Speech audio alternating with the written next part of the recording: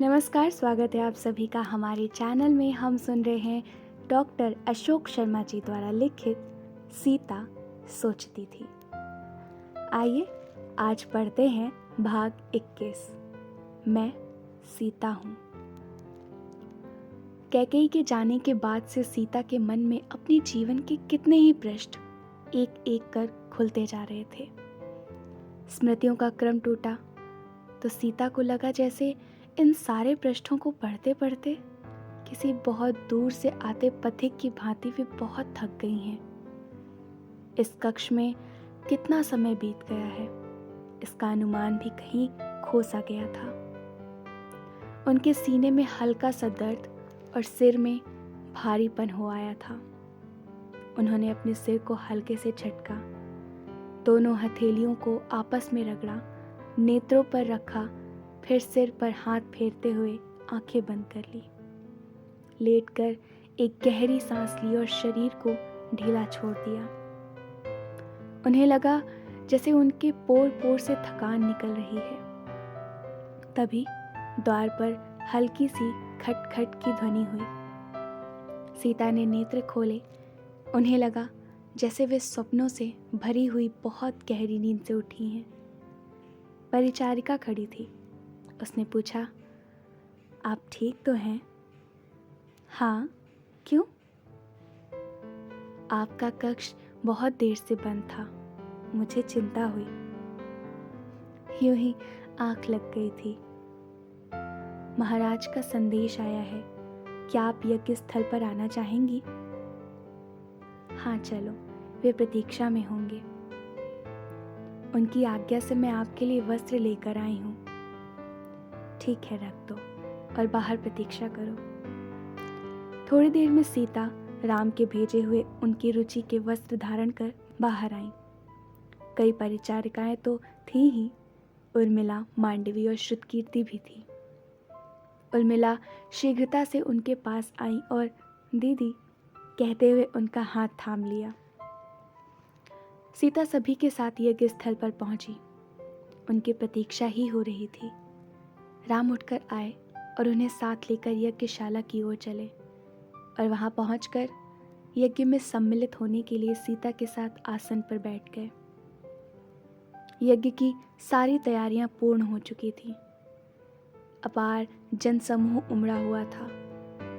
विभिन्न व्यक्तियों को उनकी गरिमा के अनुरूप ही स्थान दिया गया था। वह एक अद्भुत, सुंदर और कल्पनातीत दृश्य था।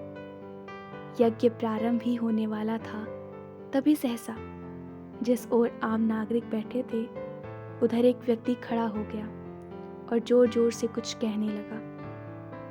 राम तक उसकी ध्वनि नहीं पहुंच रही थी, किंतु उसके आसपास बैठे लोगों में जो उसकी बात सुन रहे थे कुछ कसमसाहट सी हुई। उनकी मुद्राओं से लग रहा था कि उन्हें उस व्यक्ति की बातें बहुत कष्टप्रद लग रही हैं। वे लोग उसे आगे बोलने से रोकने का प्रयास भी करते हुए लगे। कई सुरक्षाकर्मी दौड़कर उस व्यक्ति के पास पहुंच गए, उसे पकड़कर अलग ले गए। वह राजा से मिलने की जिद कर रहा था। सुमंत्र ने इशारे से एक सुरक्षाकर्मी को बुलाया और उस व्यक्ति को पास लाने के लिए कहा। शीघ्र ही उसे सुमंत्र के सम्मुख उपस्थित किया गया। राम ने देखा कुछ और लोग भी उसके साथ सुमंत्र के पास तक आ गए थे। तभी भद्र ने सुमंत्र के पास आकर धीरे से कहा, ये सब वही लोग हैं जो महारानी के संबंध में तरह तरह की शंकाएं किया करते थे। मैंने अनुमान लगा लिया था, सुमंत्र ने कहा।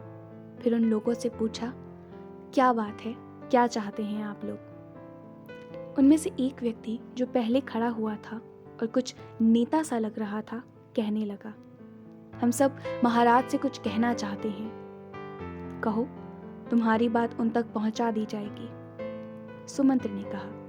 तब तक राम और उनके पीछे पीछे सीता वहां आ चुके थे। उस व्यक्ति ने उनको पास देखकर कहा, मैं विनम्रता पूर्वक कहना चाहता हूं कि महारानी इस यज्ञ में कैसे बैठ सकती हैं? क्यों?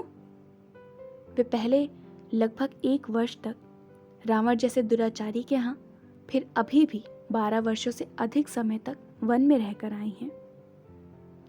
पास ही खड़ी सीता इस आरोप को सुनकर स्तब्ध रह गई।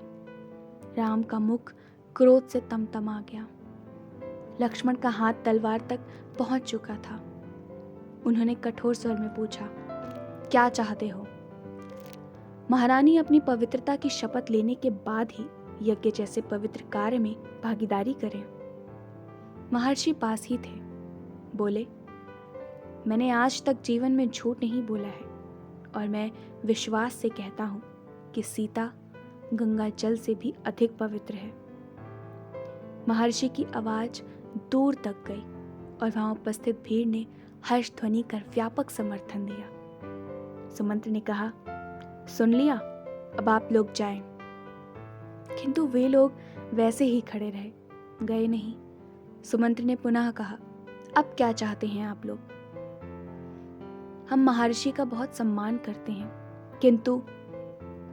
किंतु क्या?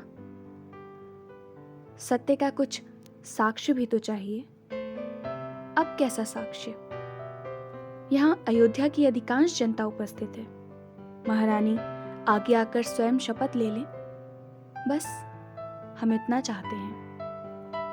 यह सुनकर लक्ष्मण की तलवार मयान से बाहर निकल आई। राम ने इशारे से उन्हें रोका।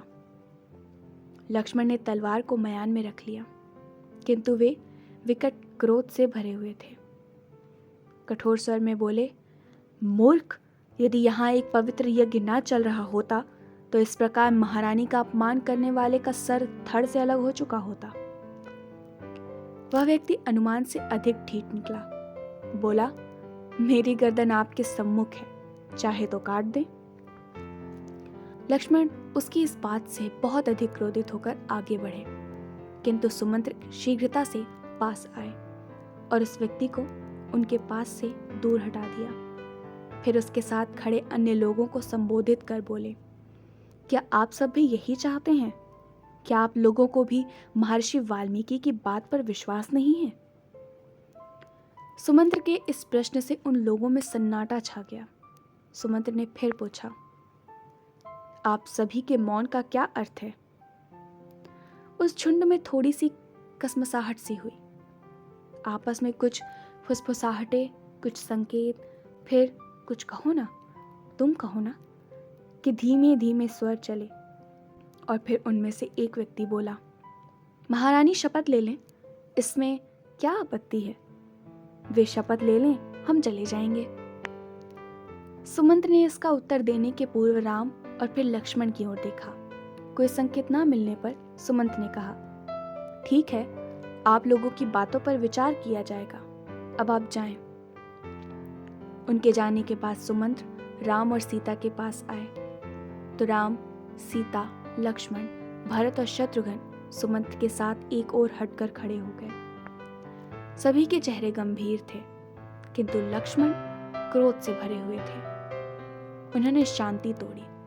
राम की ओर देखकर बोले, अनुमति दीजिए, मैं उन्हें भली भांति समझा सकता हूं। राम ने लक्ष्मण की बात का आशय समझा, उनकी ओर देखा और नेत्रों से ही उन्हें मना कर दिया। आपका क्या आदेश है? सुमंत्र ने राम की ओर देखकर पूछा। इसके उत्तर में राम मौन ही रहे। उनके चेहरे से लग रहा था कि वे कुछ सोच रहे हैं।